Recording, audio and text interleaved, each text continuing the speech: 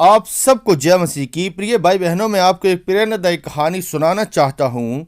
इस छोटी सी कहानी ने मेरे दिल को छुआ है। उम्मीद करता हूँ आप भी इससे प्रेरित होंगे। ये कुछ इस तरह से है। मैं पैदल वापस घर आ रहा था। रास्ते में एक बिजली के खंभे पर एक कागज लगा हुआ था। पास जाकर मैंने देखा तो उस पर लिखा था, कृपया पढ़ें। इस रास्ते पर मैंने कल एक 50 रुपये का नोट गवा दिया है। मुझे ठीक से दिखाई नहीं देता। जिसे भी मिले कृपया मुझे इस पते पर दे सकते हैं। ये पढ़कर पता नहीं क्यों उस एड्रेस पर जाने की मेरी इच्छा हुई। मैंने वो पता याद रखा। ये उस गली के आखिरी में एक झुग्गी झोंपड़ी का पता था। वहां जाकर आवाज लगाई तो एक बूढ़ी महिला धीरे धीरे लाठी के सहारे बाहर आई। मुझे मालूम हुआ कि वह अकेली रहती है। उसे ठीक से दिखाई भी नहीं दे रहा था।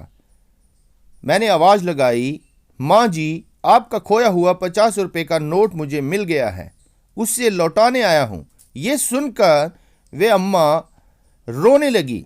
बेटा, अभी तक करीब 50-60 व्यक्ति मुझे 50-50 के नोट दे चुके हैं। मैं पढ़ी लिखी नहीं हूँ, ठीक से दिखाई भी नहीं देता मुझे।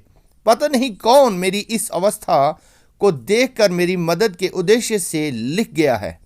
बहुत ही कहने पर माँ जी ने मेरे 50 रुपये का नोट तो रख लिया, पर एक विनती की, बेटा वे मैंने नहीं लिखा है, किसी ने मुझ पर तरस खाकर लिख दिया होगा। कृपया जाते जाते उसे फाड़ कर फेंक देना। मैंने हाँ कहकर टाल तो दिया, पर मेरी अंतरात्मा ने मुझे सोचने पर मजबूर कर दिया कि उन 50-60 लोगों से भी अम्मा ने यही कहा होगा।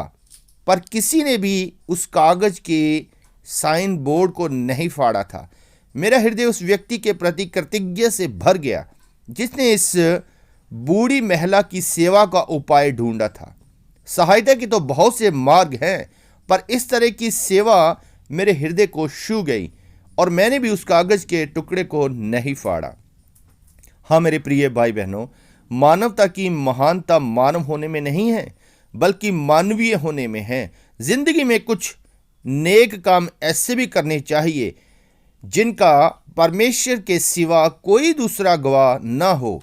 परमेश्वर चाहते हैं कि हम दयावान बने। जैसे लूका 6 उसके 36 में हम पढ़ते हैं, जैसे तुम्हारा पिता दयावंत है वैसे ही तुम भी दयावंत बनो। मेरा प्रभु परमेश्वर आपको इस कहानी से और इस वचन से आशीष दे। यीशु मसीह के नाम से आमीन।